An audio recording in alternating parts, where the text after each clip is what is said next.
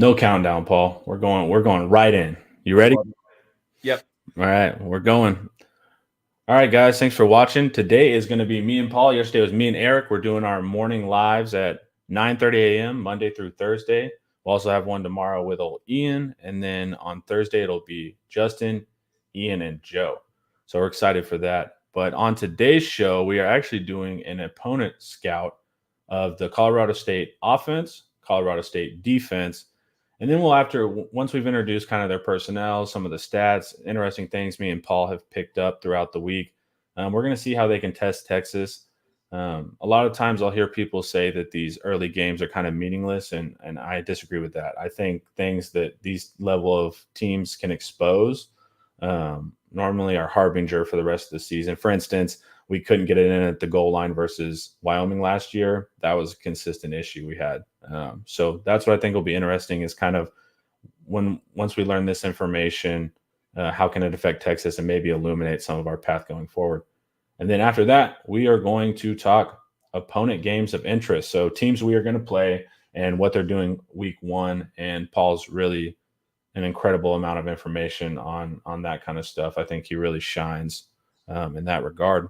But before we go forward, we need to promote the big sale at InsideTexas.com, baby. We're offering a flash sale on annual memberships for just 2 days. Today is the last day, y'all. That's 50% off of an annual membership if you use promo code KICKOFF24.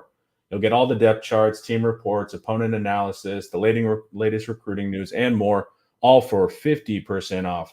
It's our best membership value at just $4.99 per month if billed annually. So sign up today, y'all, and use promo code KICKOFF24 and save instantly on the best Texas Longhorn site out there. Link to join us is in the description below. All right, Paul. There we go, right? There we go. It only took 2 minutes. I'm gonna get more streamlined. We're gonna get faster with it. But you ready to go with the Colorado State offense? Yeah, the Colorado State Rams have released their depth chart, being helpful and proactive. Yeah, Steve Sarkisian will probably release his Texas depth chart about 27 minutes before kickoff on Saturday. But if you are an Inside Texas reader, you already know our depth charts. But I want to talk a little bit about the Rams. A lot of it is what I expected, based even on my preview work that I did back in June and May. But there are a couple of subtle differences. So let's talk about the offense first. Of course, the Rams quarterback is a product of Texas high school football. That's Braden Fowler Nicolosi. I think he played his ball at Aledo. Is that right? Yep. So he is the clear starter. He debuted last year as a freshman after the original starter, Hugh Millen, played poorly in the opener. They benched him and they rode BFN, as they call him, up in Fort Collins for the rest of the year. And he did pretty well considering the situation. A little turnover heavy, but even then that has some context.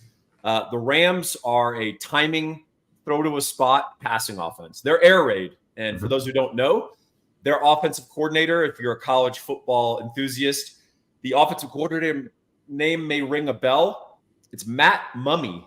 And yes, he is the son of Hal Mumme, who's effectively, don't we basically credit him with the invention of the air raid? Yeah, he's royalty. And well, really everyone gives it to Mike Leach, but Mike Leach was wrong. It was Mumme. Yeah, and so Matt Mumme is the offensive coordinator. So obviously that means that you're going to be throwing the ball around. The Rams aren't going to come in and hand it off 45 times in Austin. And BFN is the guy that's got to make it go for them. He did throw a fair amount of interceptions last year, as I referenced. A lot of that has to do with the fact that they're throwing to spots on timing.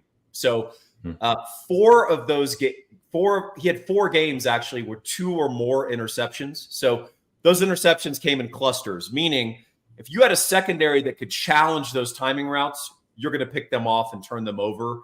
If you're not confident in your secondary, they're going to move up and down the field on you. So that's going to be an interesting test for Texas. We gave up way too many easy, uncontested balls last year. They're not very creative. They're not very creative. Like, so I was watching UNLV last night, and say it's 3rd and 8, and they don't decide to run a draw to try to trick you.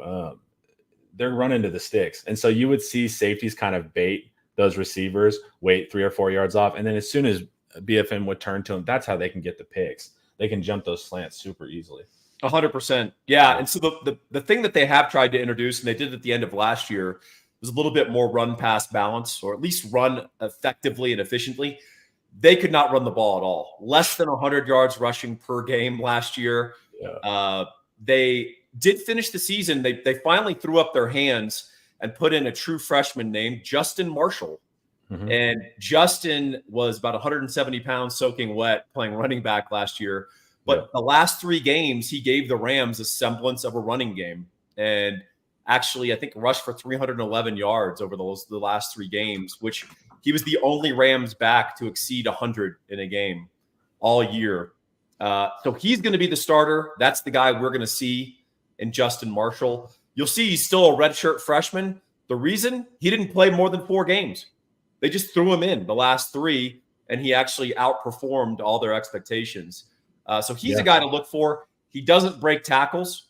He's just super quick and scoots around in there and is good at evading tacklers. But if you can get your hands on him, he's going down. Tight end, they had a battle between Vince Brown and a guy named Jackson Warren. That's Jackson with 2 X's if you're counting at home. That's a very powerful form of Jackson. Yes. Got a lot of Jackson. Very rare. Very rare. That's right.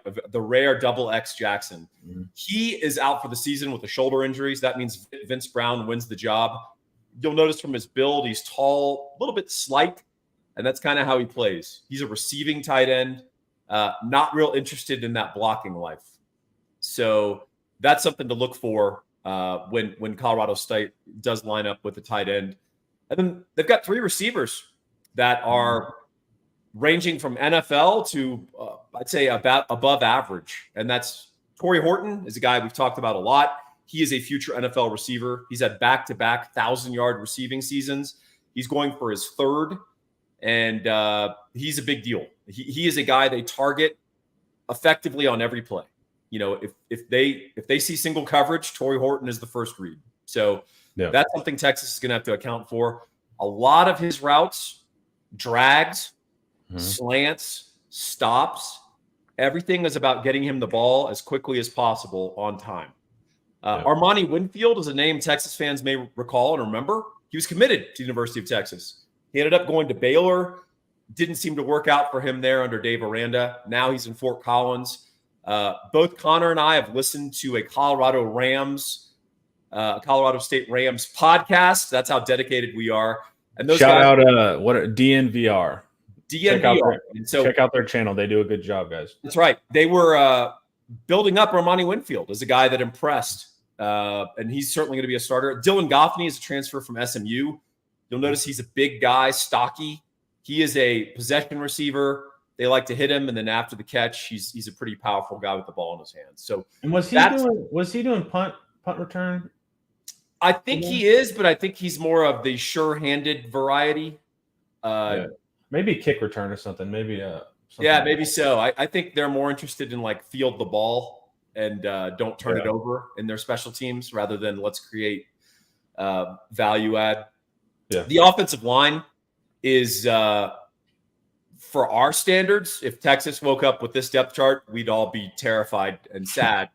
For the G5 level, they're trending towards average, which is a big improvement. The last 2 years, they've been terrible. Best guy on that offensive line is the center, Jacob Gardner. He's the kind of guy that will probably be in an NFL training camp next year. Not necessarily as a draft pick, but he'll be a guy that they'll go find as a free agent and pay a little signing bonus. You'll notice he's got 45 starts. That's very helpful, obviously, in setting protections and everything else. Yeah, that's going to be kind of the key. Gardner, I was just listening to their coach. I think his last name is Best. He was saying that, he's an NFL prospect. And they have some of the maturity here.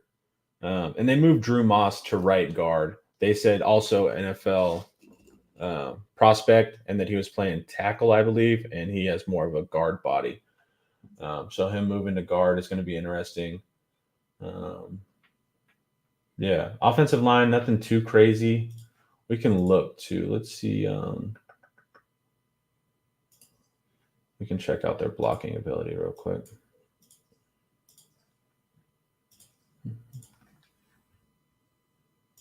See if they got some dudes. Well, while Connor is doing that, one thing you'll note is they gave up very few sacks last year. I think they gave up 14 on the season. That's not because they're spectacular pass protectors. It's because Braden Fowler Nicolosi gets the ball and throws it immediately. And that has to do with the fact that that's partly air raid philosophy, but that's also because they understand that they don't want to give up hits on the quarterback and give up sacks. They gave up 100+ pressures last year. So it's not always about getting the sack. It's about getting in the quarterback's face and forcing an errant throw or an untimely throw.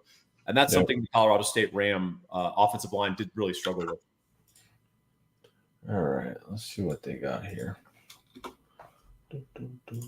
All right, so Aaron Karras, the new left tackle, he's such a small sample size. There's not much we can get him from there, but they liked him as a run blocker. That's really not much going on there. And then let's see. Small sample size again, they like him there. But this team is they don't got much going on. Yeah, Paul, they're going to be in trouble. They were struggling let's look at their share this. Let's look at their running game. Okay, guys, so this is the breakdown I do for my videos, my breakdowns, but this is crazy to show you their rushing stats from last year. So 128th in the nation in rushing attempts per game, 116th in yards per rush, 123rd in rushing yards per game, 120th in rushing success rate. So did they get the yards they needed to get consistently? No. Offensive line yards. So counting every single run, they're giving a certain percentage and accrediting that only to the offensive line and not the back. That's horrendous. Yeah, that's horrendous. 125th in the nation. Rushing power success rate, 3rd and short, 4th and 1. Can they get the yards when they really need it type stuff? 103rd in the nation. Rushing explosivity, I think they're dead last in the nation. Big runs is what explosivity means, and they are dead last. That's exactly why Justin Marshall was inserted into the lineup late. They were playing a lot of the season with a walk-on as their starting running back, and he since transferred out. They have revitalized that room a little bit, but it's not all about the running back personnel. Although it does seem like they got some response when they put Marshall in, and that seemed to help. So they like Marshall and they like Kobe Johnson. Yep. So it's number 2. So that North Dakota State transfer. And like you saw, 52 games played, a lot of yards when he was at North Dakota State. So that's going to give you have the young guy in Justin Marshall, quick guy, and then Kobe Johnson. You're going to have that older kind of reliable thing. But you'll see both of them don't touch 200 pounds. So that's going to be very interesting. But that run game was atrocious. And if you listen to Norvell and all of his pressers, Paul stated earlier that this is the air raid team. They're incredible at passing. We'll look at their passing stats here shortly and see that they're really effective passing team, especially short. But all they wanted to do was to be able to run out the clock, do a 4-minute drill in those close games, and they never could. And so what it was doing was forcing their young quarterback, BFN, to make all the plays. And also, it's going to Horton on that 3rd and 3. And so you can key in. So they were super one-dimensional. It's clearly bothered them all through the spring. And so their goal now is to be able to be more of a balanced offense and run. And now this is I don't think they're going to find that success versus Texas, but we're talking about their success in the Mountain West type thing. Well, Connor, they have a go-to guy who is their main man when it comes to throwing the football, and Torrey Horton, future NFL player. Yep. We've got a main guy if you need to go get a home mortgage. And that gentleman is named Gabe Winslow. You can reach him at 832-557-1095. Why do you want to go with Gabe? Why is he your NFL prospect in the mortgage world? Well, he's a diehard Texas Longhorn, over 20 years in the industry, both on the mortgage side, but also on the title side. He's also owned his own title company. He's got a law degree. He's a former National Merit Scholar, and the guy is a freaking genius, and he loves to work for Texas Longhorns and their associates and affiliates when they call him to try to solve a complex mortgage problem or even a very straightforward one. Gabe is also a broker, meaning he's got access to 70 different lenders. Most people that you call at a big bank, in fact, all of them, have exactly access to one. Do you want 70 options in life, Connor, or one option when you're trying to make a deal? I prefer 70 options, Paul. I prefer 70 as well. That's the correct answer. And Gabe Winslow is the correct answer. Give him a call, 832-557-1095. Do you want to talk Rams defense, Mr. Moffitt? Yes, I do, sir. Let's pull it up. They had also have a couple of comments in the chats we might want to pull up. Yeah, let's see. Some good input from our ever loyal and insightful chat group. Good old football. All right, Vince, I like that guy. Yeah, I'm a big fan of football. Vince Brown is really good. Ton of off the ball routes and after the catch. Yeah, so the DMVR podcast, those guys were really high on him. And even before Jackson Warren's injury, they were saying still they could see that he would be the starter. I am excited to watch him. They want to run more, and that's generally going to tie in with wanting 12 personnel. But with Jackson Warren, I don't think they can run 12. They're not going to run 12. So they're going to have to basically spread it out, and then they're going to play numbers. And if you're light in the box, that's how they're going to get you. And what Connor means by play numbers, that's exactly right, is there's literally a box count. So the quarterback's going to walk up to the line of scrimmage, and if you've got a bunch of guys dedicated to pass defense, and you got two safeties deep, and you got other, your linebackers are taking a deeper drop and they're off the ball, they're going to just count up the box and they're going to hand the ball off. But if Texas is sufficiently staffed in the box or even showing blitz quite a bit, Colorado State's going to drop back and throw the ball. So someone mentioned in the chat football again that our D-line needs to get their hands up. That's exactly right. So guys like Ethan Burke, 6'6", Alfred Collins, 6'5", with a big wingspan. It's incumbent on those guys. Vernon Broughton has a big wingspan. You got to get quick penetration and you got to get your hands up. Don't just get your hands up at the line of scrimmage and stand there in a little slow dance. That's not going to work. They know how to run this air raid. They know where to find the windows. But if you can penetrate and push that pocket in and then get your hand up and don't jump, that's the other part. Don't jump. It doesn't help you. If you were going to block the pass with your hand up, it's not going to help that you jumped as well. The arc of the ball isn't that high. So what you want to do is advance as much as possible, get your hands up and bat down some of those balls, or even better than batting down a ball, Connor, batting up a ball, because your defense is facing towards the ball. The offense is usually facing away from the ball. You usually collect about 2/3 of those. Yeah, and it's going to, like we said, it's going to be a quick passing game. So you're going to throw your hands up quick. You're not waiting for BFN to drop back for 4 seconds and do it. Especially on those quick third downs, you better be ready. You're almost not even engaging with the offensive lineman at that point. And then with what seems to be their best offensive line being on the interior, it'll be interesting to see the Texas North nose tackles, not the Texas North Texases, and defensive tackles control the line of scrimmage against Colorado State. Yeah. Exactly. Honestly, David Keith, I don't think it's going to be a challenge because it's not just your center, it's also your guards, and they may have some experience and all that. That's great. This is a G5 offensive line. If they're blocking up Broughton and Collins, we've got big problems. So that is something to look for, but I don't anticipate that being a problem. Yeah. All right. And then Gilbo and Jahdae Barron are both going to be critical in defending the short, quick passes at nickel and boundary corner. I also think the Texas linebackers will need to be effective in coverage. They absolutely will, because if you guys remember the Colorado game last year, they'll spam those drags. They'll spam those meshes.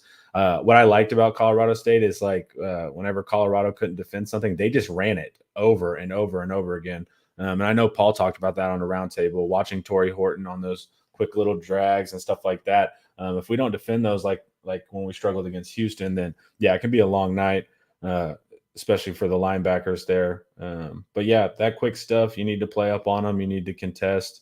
And if you're not contesting, you need to time it and bait it and try to get that interception. Hey, let's baiting.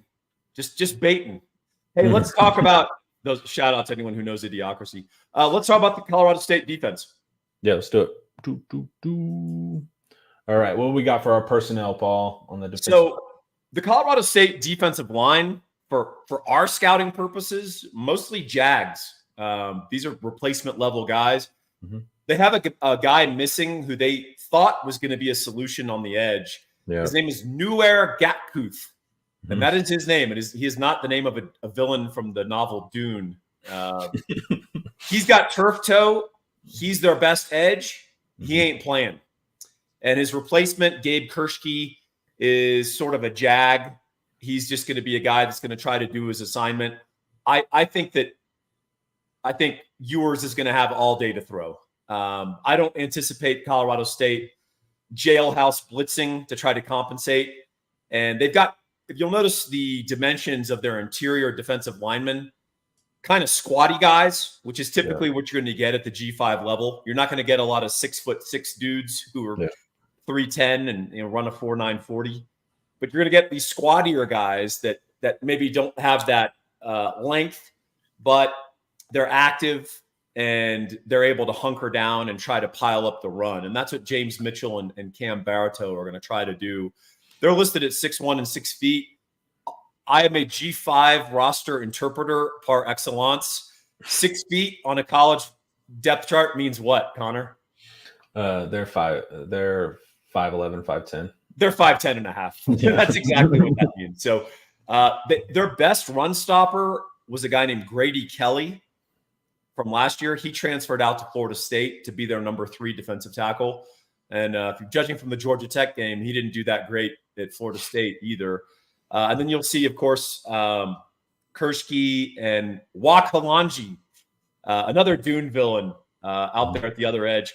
I just don't think these guys are very good, and they're Jags. So I think Ewers is going to have all day to throw, and they should be able to get some push on them in the running game.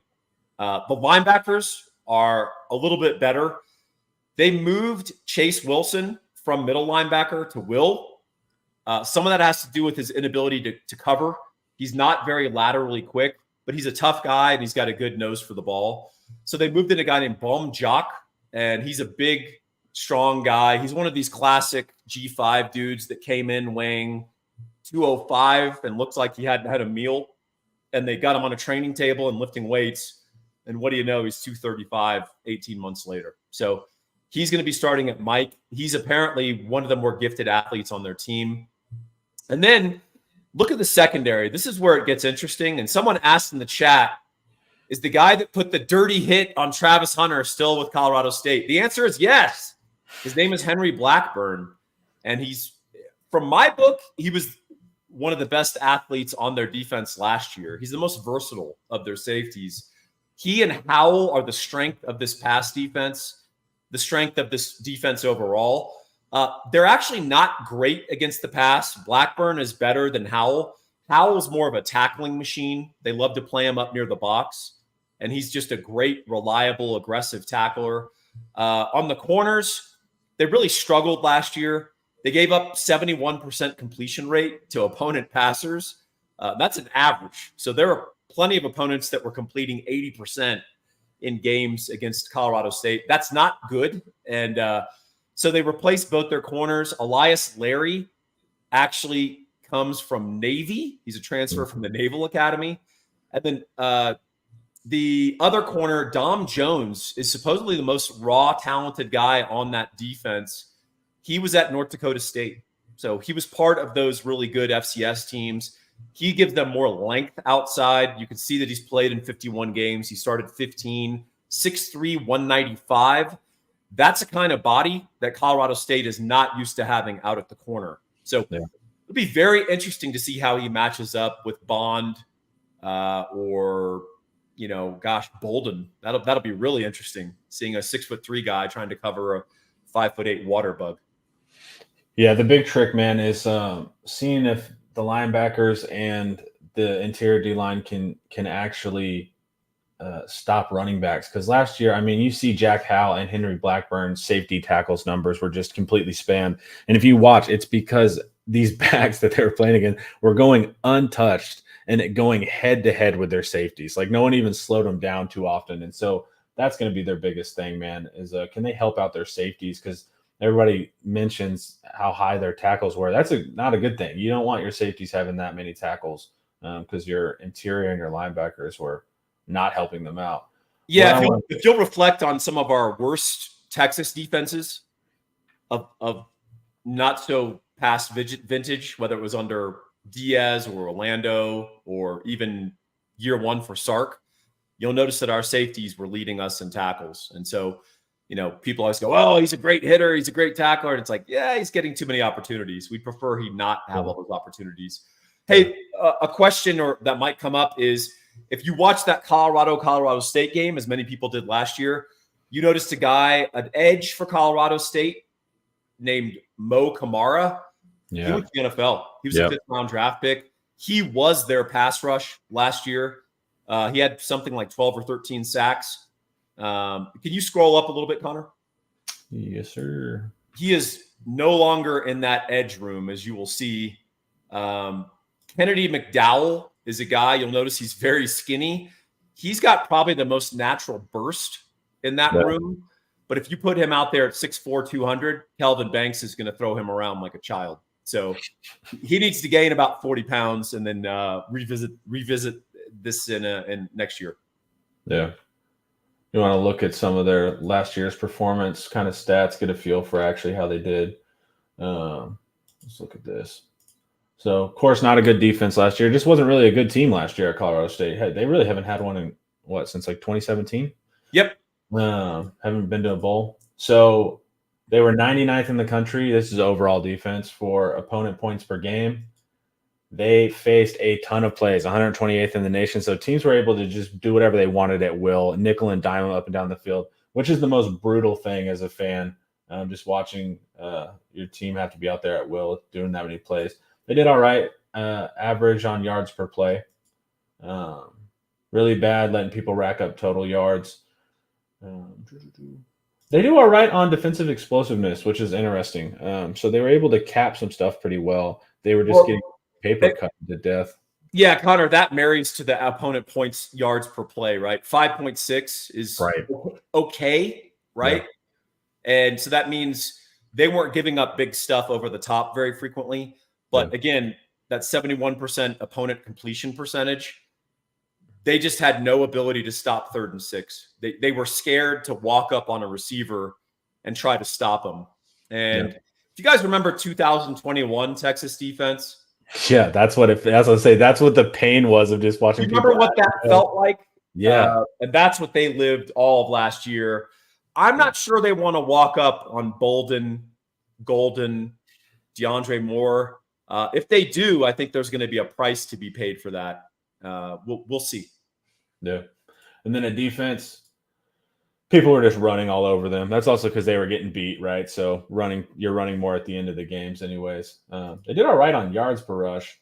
They were just getting nickel and dime pretty brutally. And then also what's kind of interesting is the explosivity. So people were able to break the long runs. Well, so we'll look out for that, right? If Jaden Blue sees a hole, let's see if he can go 70. And then the passing game, really bad here. Faced a lot of attempts, but couldn't stop much.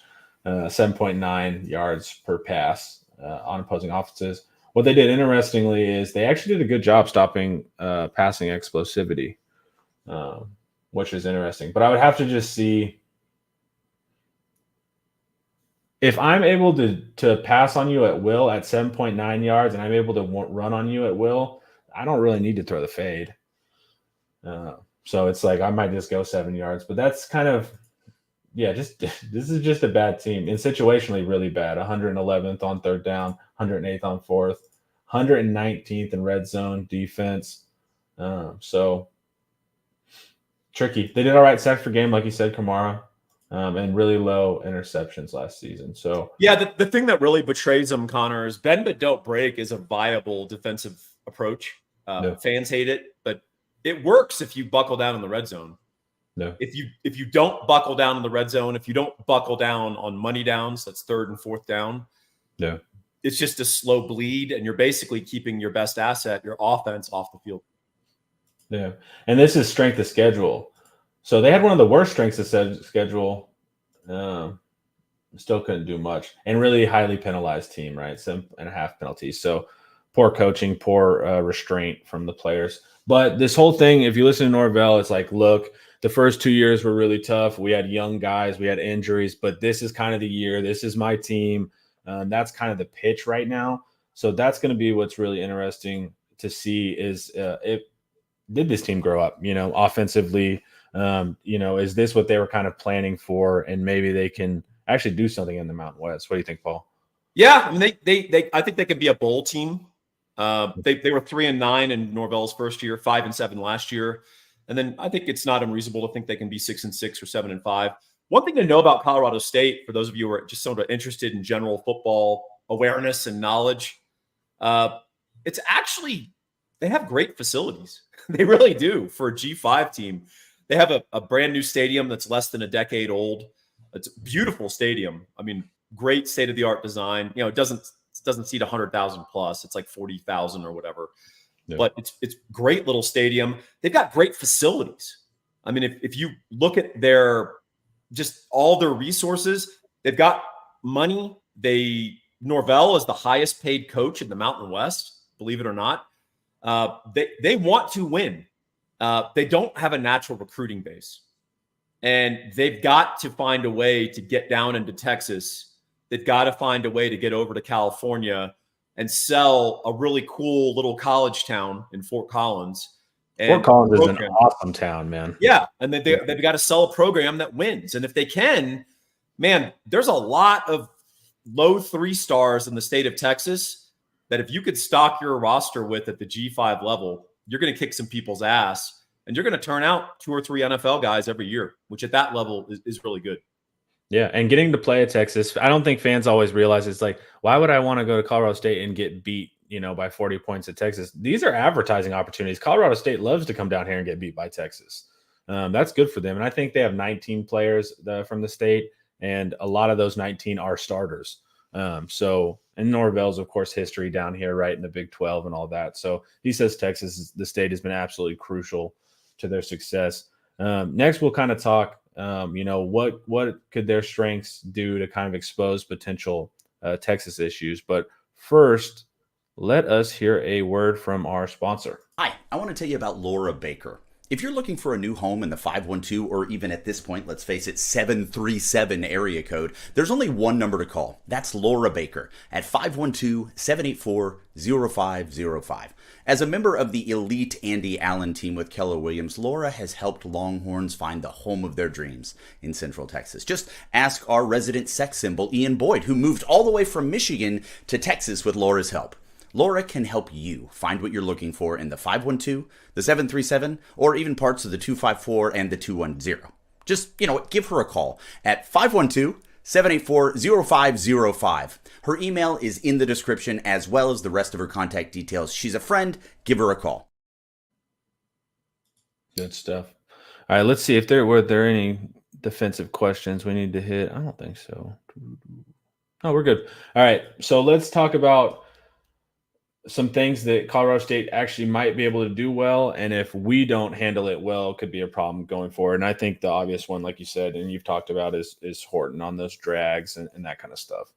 Yeah, that's it. And then Armani Winfield in compliment to him, right? Yeah. Doing some similar stuff. Texas had a lot of trouble with those routes. They had a lot of trouble, particularly guarding against passes between the hashes. And those are the easiest throws on the football field. In fact, most sound defensive strategies begin with, how can we get the quarterback to throw the ball outside of the hashes on intermediate or longer routes with higher difficulty?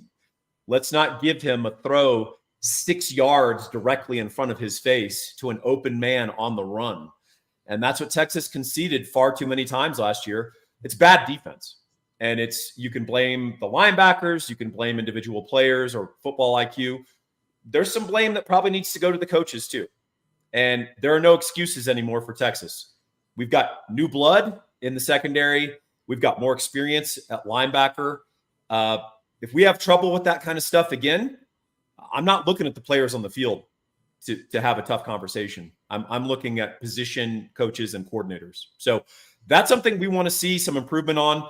That's what Colorado State really specializes in. And taking away those things is not the hardest thing in the world, Connor. Yeah. And then what do you think? Is there anything they do defensively do you think could actually give us trouble? Or do you think it's all going to be, the cop out of like, can we execute? It's our execution. Yeah, I hate to be that guy, but it's our offense's execution. Do we get penalties? Do we have drops? Do we have a dumb turnover? Do we run the route we're supposed to when it's 3rd and 3? Do we run the route we're supposed to when it's 2nd and 1, and we decide to go for a kill shot over the top as they load up the box to stop the run or play it honestly? That's the real determinant.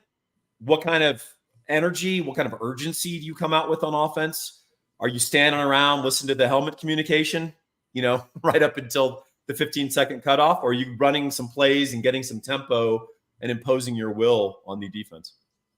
Yeah, I also feel like the teams that run real tempo, you could get your quarterback. I mean, you could still be hearing communications while you're lined up. If you get there quick enough, they could be like, hey, you got the slot leverage.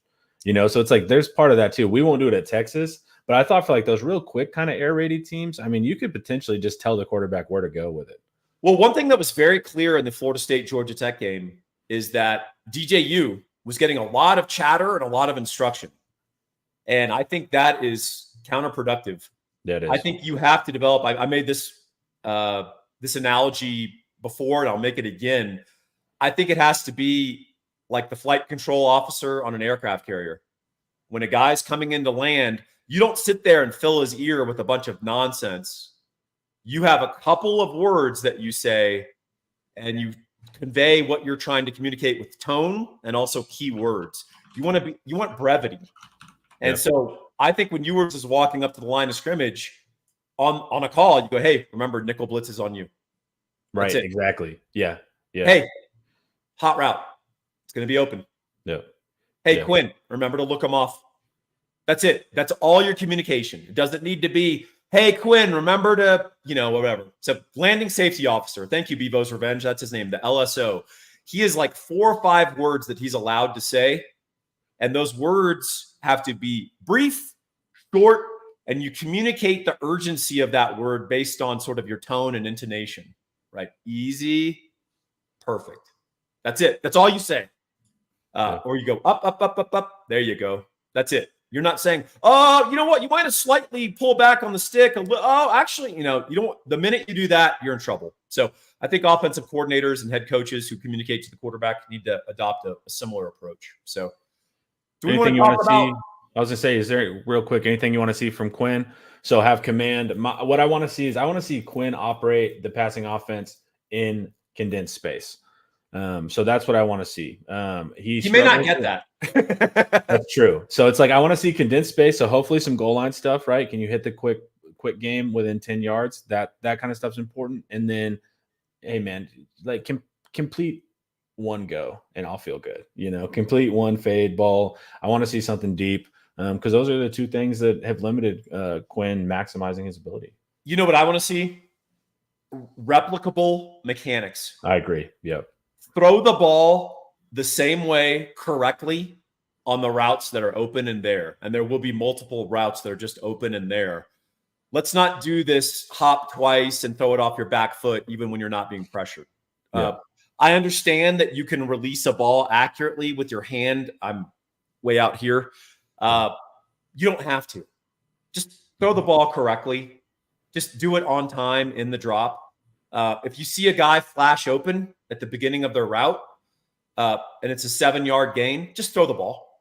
Just take the 7-yard gain. Take a profit. Like, let's not force this.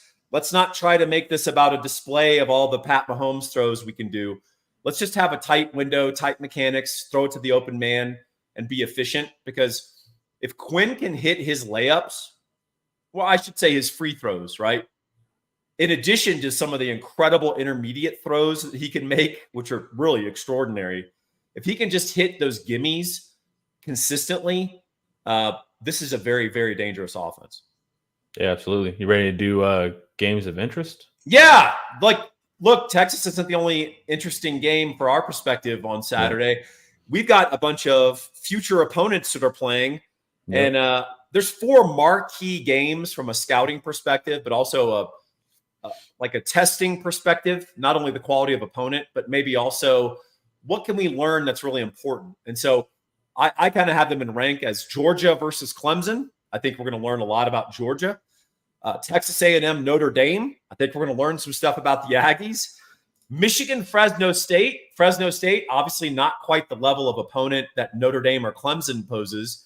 But what that game's going to show us is who's the Michigan starting quarterback? How cohesive are they on the offensive line? Are the two starting receivers for Michigan any good? We don't know. I mean, they're starting from scratch on offense, Connor, and I think that's going to be interesting to see. And then finally, Florida, Miami. Talk about an opening game where I can't think of an opening game where there's more pressure on each head coach than Miami at Florida. They're going into Gainesville. And then we have Oklahoma, Temple. You added that. Obviously, what the Sooners do is of interest. There's a reason they're favored at 41.5. Temple is arguably the worst team in FBS. So, unfortunately, Stan Drayton took over a bad situation and appears to have made it worse there in Temple. Well, that's what I thought your piece when you said, OU winning 76-7 is not of interest, even though it'll freak fans out. But if, for instance, if they don't win 76-7, then it's more interesting there. Yeah, look, if Jackson Arnold throws 3 picks against Temple, that is of interest. But right. I don't think that's going to happen. Yeah, I doubt that as well. And that's a Friday night game, right? I don't know. I don't have the standings in front of me. I think it's a Friday night game, so that'll be exciting. But let's kind of go through it, and I want to pick your brain, Paul, because you, of course, do the Thinking Texas Football Prospectus, and so you break down SEC teams. So you have a lot of knowledge on these guys more than I do. I kind of take my breakdowns by the week and learn the teams. Then you do a crazy amount of off-season work. So we'll kind of just go through each one of these games, and then I'll pick your brain. How about that? Absolutely, bring it. Cool. So Georgia and Clemson. Is Georgia your number one? Yeah. Okay. They seem to have the most balance of quality across the board. You can argue that they're top 10 nationally at every position group. Okay. And then where are you at on Clemson?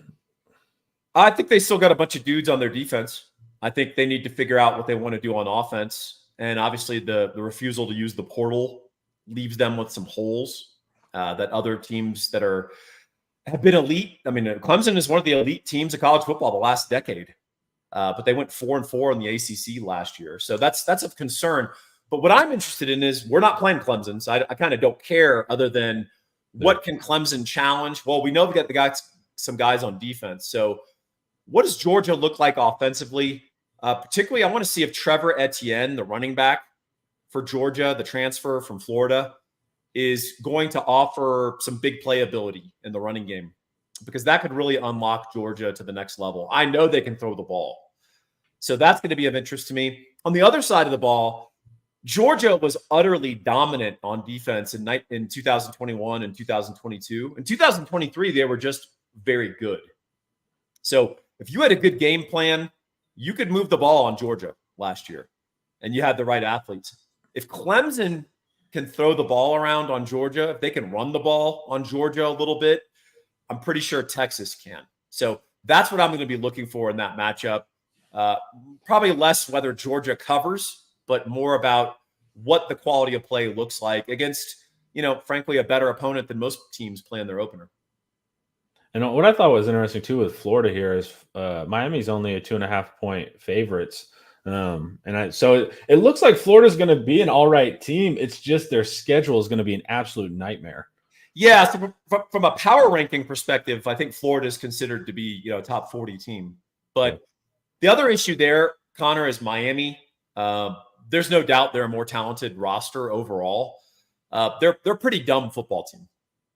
And I don't just mean the players on the field making mistakes, which happens, but their head coach costs them games based on how he manages a game. And he's done it directly, famously, last year against Georgia Tech, running the ball when they could have gone in victory formation.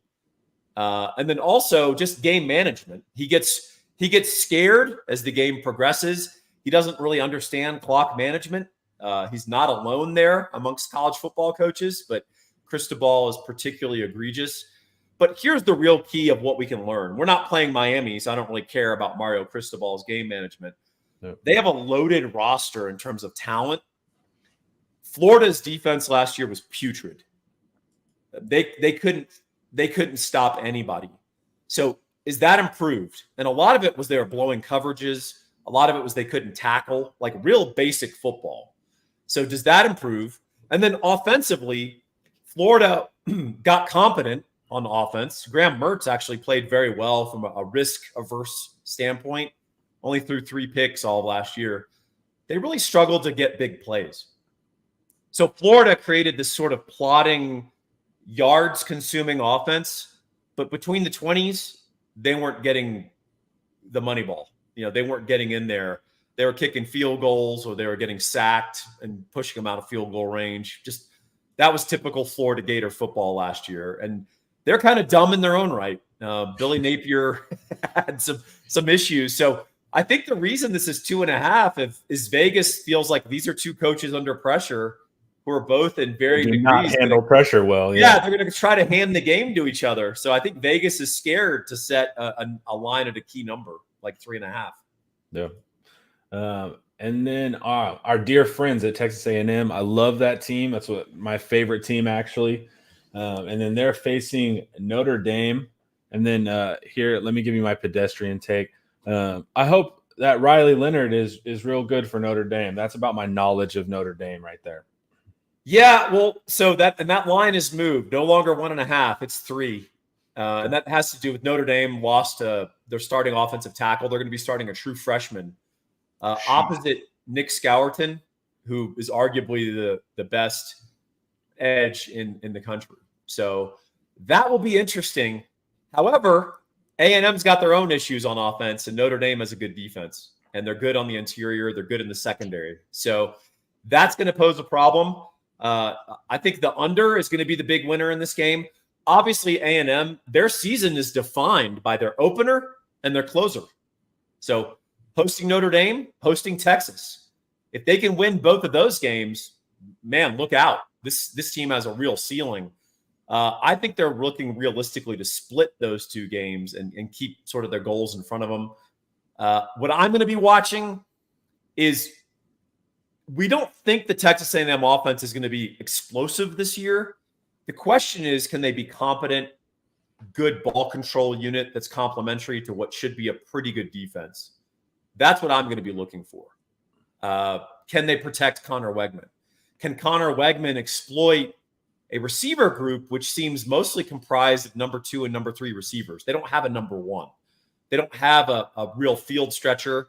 And from what I understand from practice reports, they are not consistent catchers of the ball, which as a receiver, I like receivers who receive the ball. So that's going to be something to watch.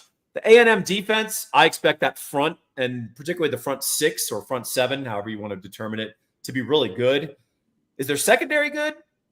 Or are they going to be more Elko-ish, sort of concede short stuff and then hope that you make a mistake or the front makes a play to keep you from getting points? So that's what I'm going to be watching with the Aggies.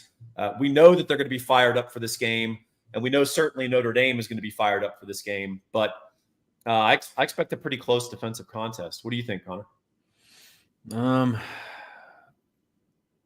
Yeah, I don't hear a lot of people talking about that. They've got a new coordinator and they got a new coach. Their talent's there. I think we're kind of in a new area with, like, TCU proved it. They came in year 1 and performed pretty well, but I really don't know how to read A&M. A lot of people are kind of talking like they're in year 3 versus Notre Dame, and it's like, well, yeah, but there's also been a lot of change. They got dudes, absolutely, but I mean, it's Colin Klein's new offense. I like Colin Klein's offense, but it's new, so there's a lot of kinks to work out to be playing Notre Dame week 1, and I feel like people kind of talk about like that they're already in their stride. Yeah, you know what Colin Klein solve for a lot of defensive looks that they throw at you? Running the quarterback. Right. And Connor Wegman actually is mobile. He's a good athlete. Mm-hmm. But I don't know if you want to run Connor Wegman a lot. You want to save that for special games. Notre Dame might be that game. But, that's a good way to get Marcel Reed, his backup, out there on the field if you run him too much, I don't think you want to make that your all-purpose solution. Yeah, you don't want Wegman out there getting hurt. The only prediction group Texas A&M has a certain advantage over Notre Dame is their defensive line. I don't think Texas A&M is a better team than Notre Dame, and definitely not a better team than Texas. Thanks for throwing in that last part, David Keith Williams. Definitely not better than Texas. So we'll have to. So look, A&M's going to have a distinct advantage defensive line over the Notre Dame offensive line, but that the same can be said on the other side of the ball as well. Notre Dame's got probably the second best combo of defensive tackles, and we're going to talk about the best combo of defensive tackles in the country in a second. Yeah. And they have really good secondary, particularly Xavier Watts at safety, and then Benjamin Harrison out at corner. I don't know if he's healthy or not. I know he had some issues, so we'll see. But Notre Dame's got a pretty good defense in their own right, so I think they're going to give the Aggies some problems on O. Cool. And then next week, if you're a Texas fan, you need to watch this game because we're about to head up to the old big house to see Michigan versus Fresno State. Did they officially name their quarterback yet? No, and I don't know if they're going to. Okay. So we shall see. And even if they do name a quarterback, it may not be the quarterback we see in week 2. Okay. Sharon Moore is Jim Harbaugh trained, and Jim Harbaugh is not shy about a little bit of sleight of hand. So I think that'll be interesting. Look, the real concern, as Connor said, or the real interest for us is who's starting a quarterback. Are they going Alex Orji, and they're going to do a lot of spread run option stuff with opportunistic passing down the field? Or are they going to go more conventional with Davis Warren? Jack Tuttle was the guy who was thought to be battling with Orji for the job, but Jack Tuttle can't stay healthy. So the battle is Davis Warren versus Alex Orji. Orji, as some of you may know, Texas high school product from Saxe. He's about 235, and he is a tremendous athlete. He's one of the best athletes in the Michigan program. Just really strong, really physical, very explosive, greater than 40-inch vertical leap. I mean, this is a load at quarterback. But the rumor is he's not a great passer. So can Texas load up against the run? Do we play to our advantage and say, hey, we don't think you can complete a pass over the top. We're going to gang up on the run. Or do we play it kind of honestly? And I'm kind of hoping that we don't play it very honestly. But we're going to find out who their quarterback is. It's also possible, Connor, that they play both and allow a little subterfuge there. But also maybe they genuinely want to see who plays better in real game time. Fresno State is a Mountain West team, just like Colorado State. They're considered maybe a step up from Colorado State, but it is worth knowing and mentioning that Jeff Tedford is out. He's retired. So they will have an interim coach this year. They got an experienced quarterback. So one underrated part of this, I know everyone's focused on the Michigan offense and who's going to be quarterback. Mikey Keene is the Fresno State quarterback, and he's probably considered the class of the Mountain West in terms of as a passer. If he can throw the ball a little bit against Michigan, against some of the new faces in that secondary, that's something you need to look for. The question is, can they keep him upright? Because Michigan is going to have the best front in college football, including the best pair of defensive tackles in college football. And Texas fans know what the advantage is of having two elite defensive tackles playing next to each other. Michigan is going to experience that. On top of that, they have good edges. They've got one or two linebackers who are pretty good blitzers and very physically imposing. Yeah. How much talent did they lose to the league? 13 guys. Okay. Yeah. So they're going to be reshaped, but how much of a drop off do you think there is? Do you think they're like an 8-win team, that level of drop off, or like, what do you think? They're depending on if quarterback hits. I mean, hey, look, what if Alex Orji's Jalen Milroe? Shaky early, but then he finds his sea legs. And if that's the case, Michigan will win 10 games. If that's not the case, they're an 8 or 9 win team. They really only play 4 games of like challenge. They play Ohio State, they play Texas, they play USC, and I believe they play Penn State. Okay. Not sure about Penn State. I'd have to check. Maybe you can look that up. But 3 of those 4 challenge games are at home. So, and I'm pretty sure they don't play Oregon. Yeah, they don't have Penn State. They have Texas, SC, Oregon, Oh, they play Oregon. Okay. And Ohio State. Yeah. Okay, so they play Oregon, not Ohio State. So they really need to split those 4 games if they're going to win 10, right? Because Indiana's not going to upset them, I don't think. But, you know, are they going to go 3-1 against that slate? No, I doubt that. I think they're looking to try to just bully USC, and then they may try to look to bully Texas. So we'll see. We'll see who the starting quarterback is. It's going to tell us a lot. And, you know, I think we have a real advantage there. And I really hope our defensive staff presses that advantage and doesn't just run our stuff. I think we need to attack them, and let's be the team that shows them a different look and has their coaches saying, well, Texas never showed that before. Well, let's be that team for once. That would be nice. All right, and that's the slate. If you are a Texas fan, these are upcoming opponents. So make sure you watch these games. It's important. You want to know these teams to be a smart fan, even though A&M's at the end of the season. If you watch every A&M game, you're going to pretty much know the outcome there. Paul, you good with everything? I'm good with everything. And what you guys really want to watch is this channel. So if you're not subscribed yet, make sure you subscribe. And if you liked what you got today or in the future, hit that like button. It costs you nothing. And those thumbs up, they affect the algorithm. And they let us attract more viewers and future Inside Texas subscribers. So thanks for watching, and thanks for being a part of our community.